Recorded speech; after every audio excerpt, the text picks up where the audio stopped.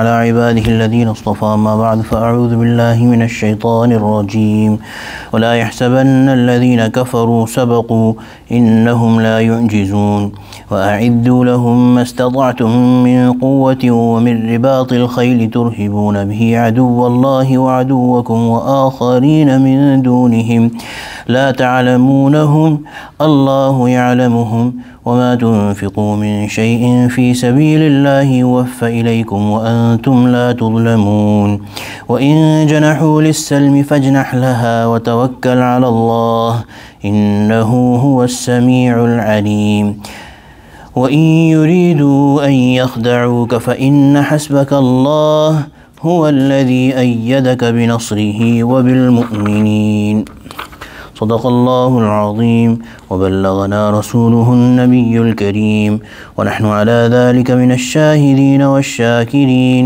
والحمد لله رب العالمين. Surah Al-Anfal. ولا يحسبن الذين كفروا سبقوا.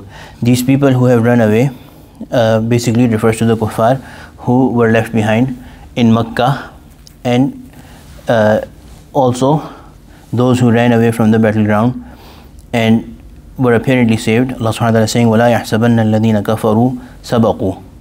The disbelievers should never think that they have surpassed, or they have ran away, they have escaped, or they have surpassed the punishment from Allah subhanahu wa ta'ala. إِنَّهُمْ لَا يُعْجِزُونَ. They cannot, for sure they cannot frustrate Allah subhanahu wa ta'ala in His decision, His divine will. So the punishment of Allah subhanahu wa ta'ala is going to catch them when and however Allah subhanahu wa ta'ala wills and wishes. Allah subhanahu wa ta'ala, if somebody is living a good life or apparently succeeding in life or living a comfortable life with disobedience of Allah subhanahu wa ta'ala, this ayah applies to them, that they should not think that we are doing great and we have been saved, but the punishment of Allah subhanahu wa ta'ala is in their pursuit. Whenever Allah subhanahu wa ta'ala wills, they cannot run away from it. Either Allah subhanahu wa ta'ala will catch them in this world, or they will maybe live a comfortable and happy life apparently in this world, but the punishment of Allah subhanahu wa ta'ala is for sure going to catch them in the hereafter. They cannot frustrate or make Allah subhanahu wa ta'ala ajiz, helpless.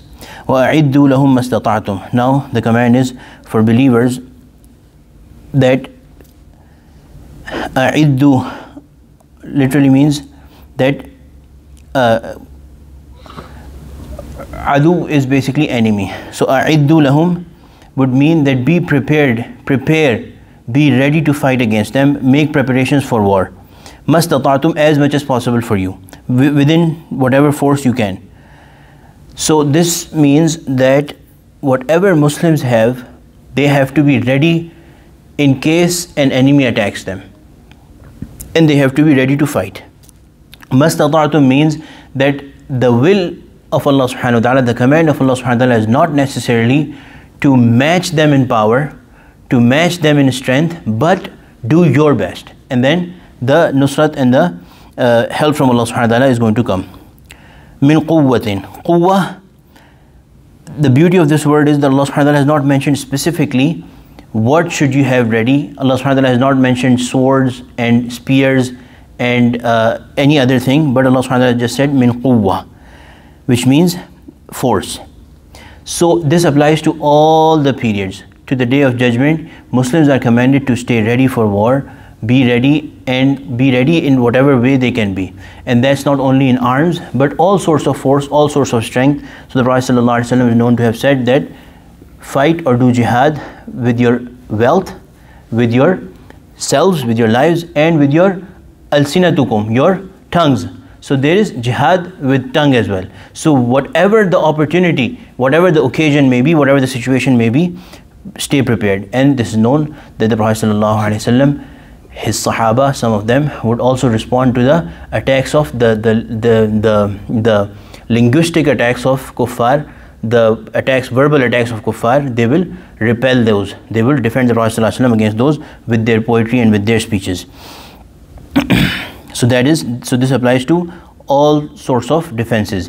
So if Muslims are writing, Muslims are making speeches, Muslims are writing poetry, all that, if with true intention, is for fending off against the enemy, that will also, with the mercy of Allah subhanahu wa ta'ala, be accepted and included in jihad. Of course, that cannot be in place of physical fighting, but that is also when needed and as appropriate part of jihad. وَمِن رِبَاطِ الْخَيْلِ. And now Allah subhanahu wa ta'ala has mentioned one specific thing, that keep your horses ready and the trained horses. Ribat literally means, rabt means to tie something. So ribat al-khayl, with your horses ready and tied. So that means, and that specific mention is because in that time horses were a very strong sign of force and a strong weapon. And also it is written in Tafasir that pretty much for all time this is true, that horses, they are needed somehow in the battle or some security purposes, or there's some security jobs or some battlegrounds where horses are still the most effective way to fight. تُرْهِبُونَ بِهِ عَدُوَّ اللَّهِ وَعَدُوَّكُمْ وَآخَرِينَ مِن دُونِهِمْ. With this preparation of war, this force and the trained horses, you will frighten whereby you frighten the enemies of Allah and your enemies. Why are they enemies of Allah? Every kafir is an enemy of Allah.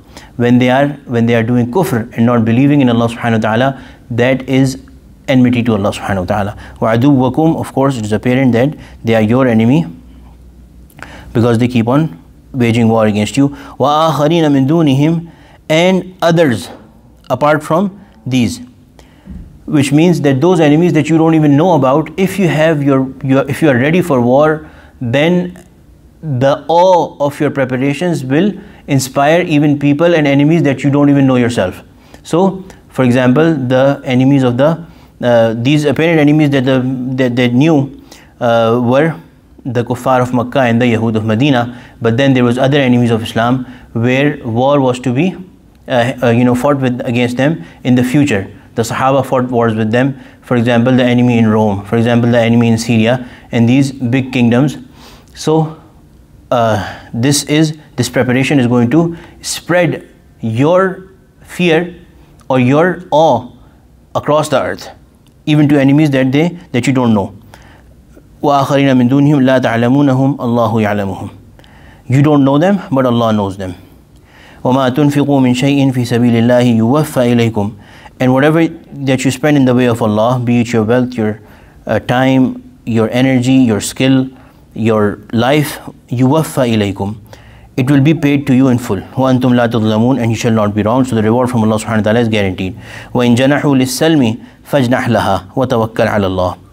If they tilt towards you or bow before you, which basically means that they lower themselves, they humble themselves by offering peace, فَاجْنَحْ لَهَا, then you should too tilt towards it.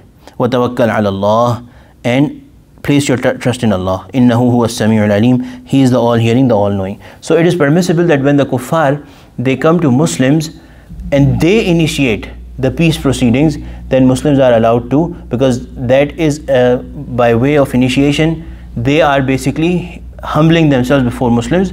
So Muslims are allowed to accept that peace treaty. إِنَّهُ هُوَ السَّمِيعُ الْعَلِيمُ, Allah is all-hearing, all-knowing. So if you fear that they are going to they are just going to deceive you, they are going to fool you with this, then rely on Allah, and Allah is all-knowing, all-hearing, all-knowing. Allah will take care of you. وَإِن يُرِيدُوا أَن يَخْدَعُوكَ فَإِنَّ حَسْبَكَ اللَّهُ. If they intend to deceive you, فَإِنَّ حَسْبَكَ اللَّهُ, Allah is all sufficient for you. هُوَ الَّذِي أَيَّدَكَ بِنَصْرِهِ وَبِالْمُؤْمِنِينَ. This is direct address to the Prophet ﷺ, that he is the one who supported you, sallallahu alaihi wasallam, بِنَصْرِهِ, with his help. So this references to Badr, وَبِالْمُؤْمِنِينَ, and with the believers. So the help of Allah subhanahu wa ta'ala is with the Prophet sallallahu alaihi wasallam and the believers in the Prophet sallallahu alaihi wasallam. So even if you know that the enemy, through this peace treaty, they are going to deceive you in future, still if you feel that it is the beneficial thing to do at this time, then go ahead and do it. The Prophet sallallahu alaihi wasallam has given permission. Allah is going to protect you. There's two other things that have been mentioned. One, there's two other situations in which Muslims are allowed to initiate peace, which is Number one, when an army of Muslims, basically it's the same thing, that an army or a single Muslim, if they are surrounded by kuffar and they see no chance of survival, then in that situation, to safeguard your life and to seek protection and to get peace and run away from there, it is permissible for Muslims to actually initiate peace proceedings or peace treaty. ربنا تقبل منا انك انت السميع العليم وتب علينا انك انت التواب الرحيم وصلى الله تعالى على خير خلقه سيدنا مولانا محمد وعلى اله وصحبه اجمعين امين برحمتك يا ارحم الراحمين.